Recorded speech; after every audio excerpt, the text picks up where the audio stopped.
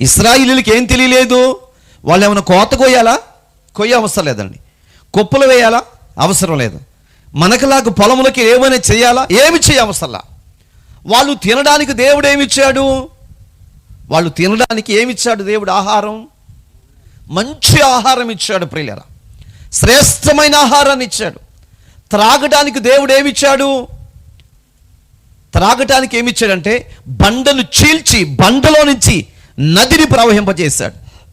ఆ నది వీళ్ళతో పాటు ప్రయాణమై వెళుతుంది ప్రియులారా. వీళ్ళకి ఎటువంటి సుఖాన్ని ఇచ్చాడో చూడండి.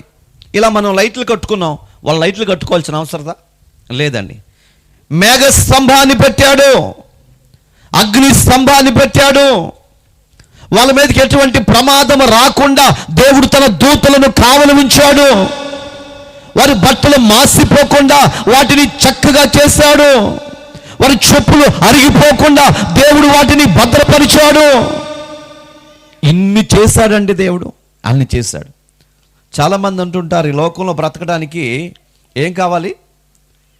కడుపు నిండా ఆహారం, మనసుకు ప్రశాంతత ఉంటే చాలు. అవునంటారా? కాదా? మీకు ఇంకేమైనా కావాలో నాకు తెలియదు, కానీ నాకైతే కడుపు నిండా ఆహారం ఇచ్చి మనసుకు ప్రశాంతత ఇస్తే ఇంకా చాలు, దేవుని స్తుతించుకుంటూ అలా బ్రతికేయచ్చు కదండి. అంతే మనకు కావాల్సింది. వాళ్ళకు దేవుడు ఏమిచ్చాడు? కడుపు నిండా ఆహారం ఇచ్చాడు. ఒక దినాన వచ్చారు, మోషే ఈ మన్నాను తినలేకపోతున్నాం అయ్యా, రోజు తిని తిని తిని మేము అల్లాడిపోతున్నాం అయ్యా. ఏం కావాలంటే వాళ్ళకి? ఏం కావాలంట? అది దేవునికి మహిమ కలుగును గాక. ఆదివారం వచ్చినప్పుడు అందరు అడుగుతారు, అత్తమ్మ ఏంటి కూర అని. తెలుసు వాళ్ళకి, తెలిసి కూడా అడుగుతారు అన్నమాట.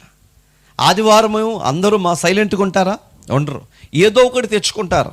తెలిసి కూడా పనిమాల గుచ్చి గుచ్చి అడుగుతారు, ఆదివారం ఏంటి కూర అనేది. అలాగే వీళ్ళ పరిస్థితి ఏంటయ్యా అంటే చక్కటి ఆహారాన్ని పెట్టాడు. వీళ్ళు నడుస్తుంటే వీళ్ళకి నీళ్లను ప్రవహింపచేశాడు. మన్నానిచ్చాడు, పూరేళ్ళనిచ్చాడు, మాంసాన్నిచ్చాడు. హ్యాపీగా తింటున్నారో. తిని తిని తిని మార్గ మధ్యలో నడిచి నడిచి ఏమొచ్చిందంటే వాళ్ళకి ఆయాసం వచ్చిందండి. తిని తిని ఏమొచ్చింది అంటారు లోకంలో. ఒక మనిషి, కొంతమందికి ఏమో లేక అవసరతను బట్టి ఉన్నటువంటి బాధ, కొంతమందికి తిని తిని తిని తిని అరగని జబ్బు అనమాట. సోప్ ప్యాకెట్లు, సోడాలు తాగుతూ రోడ్డు మీద తిరుగుతూ ఉంటారు. ఏంటంటే ఇందాక బిర్యానీ తిన్నాను, అది అరగలేదంటారు. కొంతమందికి ఏమో అరగని జబ్బు, కొంతమందికి అసలు లేనే లేదండి. ఏదో పచ్చడి వేసుకుని తినేసి టక్కన పడుకుంటారండి. ఇప్పుడు ఏమైందంటే వీళ్ళకంటే అరగని జబ్బు పట్టింది, ఆయాసం వచ్చింది. ఆయాసం వచ్చినప్పుడు ఒకడెళ్ళి కూర్చున్నాడు, మిగతా వాళ్ళు అందరూ వచ్చేసారండి. అందరూ చక్కగా బంతులు తిరిగి కూర్చున్నారండి చక్కగా. దేనికయ్యా అంటే మార్గ మధ్యలో నడిచి నడిచి నడిచి వాళ్ళకి మార్గ మధ్యలో ఏమొచ్చిందంట? ఆయాసం వచ్చింది. ఆ మాట మీరు చదవగలిగితే, మార్గాయాసము చేత జనులు ప్రాణము సొమ్మసిల్లెను. వాళ్ళ ప్రాణం అంట సొమ్మసిల్లిపోయిందంట. అంటే ఇక నీరసం వచ్చేసింది. అగ్గిలో మనం కాస్త దూరం నడిస్తే ఆటోమేటిక్గా మనకు కూడా ఏమొచ్చింది? నీరసం వచ్చేసింది, నడవలేము. అలాగే ఈయనకి నీరసం వచ్చేసిందంటండి. ఇక్కడ ఉన్నటువంటి వారందరికీ నీరసం వచ్చేస్తే వాళ్ళు ఏం చేశారో చూద్దాం. 5వ వచనం, కాగా ప్రజలు దేవునికి మోషేకును విరోధముగా మాటలాడి ఏం చేశారండి? కూర్చున్నారు కదా, ఏమొచ్చింది? వాళ్ళకి బాధ వచ్చింది, ఆయాసం వచ్చింది. ఆయాసం వచ్చినప్పుడు మెలకను పడుకొని అమ్మ అయ్యా అంటూ ఉండాలి. అలాంటిది వీళ్ళు ఏం చేస్తున్నారు? వీళ్ళు ఇక మాట్లాడుకోవటం ప్రారంభించారు. నిజంగా వీళ్ళకి ఆయాసం వచ్చిందా? ఒకసారి ఆలోచన చేయండి. ఆయాసం వచ్చినప్పుడు ఏం చేయాలి? నోరు మాట్లాడుకుని పడుకోవాలి. అలాంటిది పిల్లలు అప్పుడప్పుడు ఆరోగ్యం బాగాలేదని స్కూల్ ఎగ్గొడతారు కదండి. ఎగ్గొట్టి ఏం చేస్తారు? పడుకుంటారా? పడుకోరు. ఆ స్కూల్ వెనక సైడ్ గోళీలు ఆటలు ఉంటారు. బాగోనాడు ఏం చేయాలి? ఇంటి దగ్గర పడుకోవాలి. రేపు పొద్దున స్కూల్కి వెళ్ళినప్పుడు నాకు బాగలేదని టీచర్ చెప్తాడు. బాగోపోతే ఇడు ఏం చేయాలి? ఇంట్లో పడుకోవాలి. ఇంట్లో పడుకోడు పొరపాటున.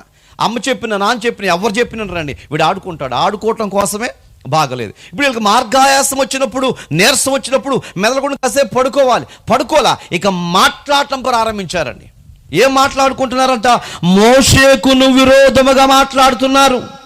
సైన్యములకు అధిపతి యెహోవాకి విరోధముగా మాట్లాడుతున్నారు. ఏమని మాట్లాడుతున్నారు చదవండి. అరణ్యములో చచ్చుటకు ఐగుప్తులో నుండి మీరు మమ్మను ఎందుకు రప్పించితిరి? మోషే అహరోనులు అంటున్నారు, మీరు మమ్మల్ని ఎందుకు తీసుకొచ్చారయ్యా? ఎక్కడికి